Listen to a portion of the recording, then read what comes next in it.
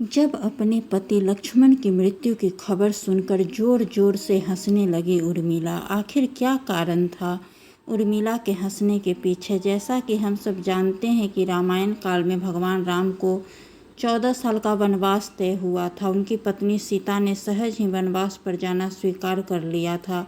वहीं बचपन से श्री राम की सेवा करने वाले लक्ष्मण ने भी भगवान राम की सेवा के लिए वनवास पर जाने का तय किया और अपनी माता से अनुमति ली। तभी वह संकोच करते हुए अपनी पत्नी उर्मिला के कक्ष की ओर बढ़ रहे थे कि माता से तो मैंने आशीर्वाद ले लिया, लेकिन अब उर्मिला से क्या आज्ञा लूँगा? मैं कैसे उसे समझाऊंगा? उससे क्या कहूँगा? तभी वे उर्मिला के कक्ष में पहुँचे। वहाँ उन्होंने देखा कि उर्मिला आरती की थाल लिए खड़ी है। उर्मिला लक्ष्मण जी से कहती है कि आप मेरी चिंता मत कीजिए, आप अपने भ्राता की सेवा करिए, क्योंकि सबसे बड़ा धर्म है कि आपकी सेवा में कोई बाधा ना आए, इसलिए मैं आपके साथ जाने की जिद नहीं करूँगी। यह सुनकर लक्ष्मण जी प्रसन्न हुए।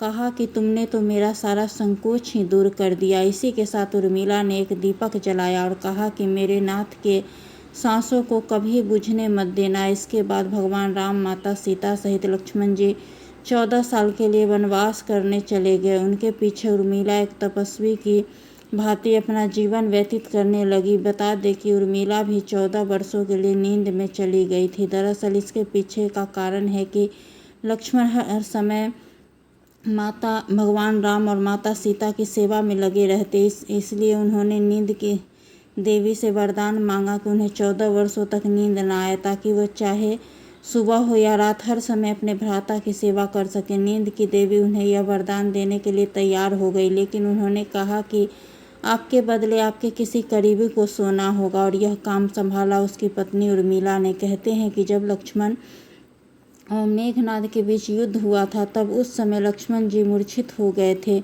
तब हनुमान जी उनके लिए संजीवनी बूटी लेने गए थे। संजीवनी बूटी लेकर जैसे ही वे अयोध्या से गुजरे तो हनुमान जी को राक्षस समझकर भरत ने उन पर तीर से हमला किया और हनुमान जी नीचे गिर गए।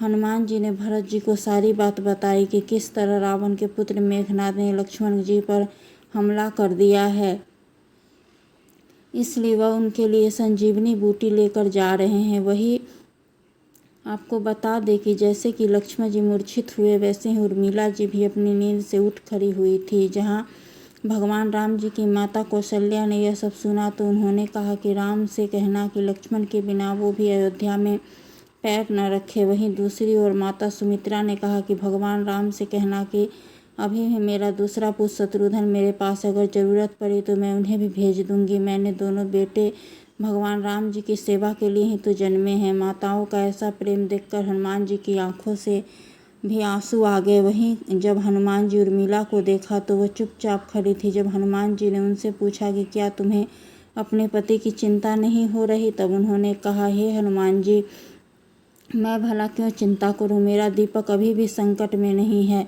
तो मेरे स्वामी कैसे संकट में हो सकते हैं? और वो हंसते हंसते वहाँ से चली गई। जब हनुमान जी संजीवनी बूटी लेकर वापस लंका गए तो संजीवनी बूटी से वह एकदम ठीक हो गए थे।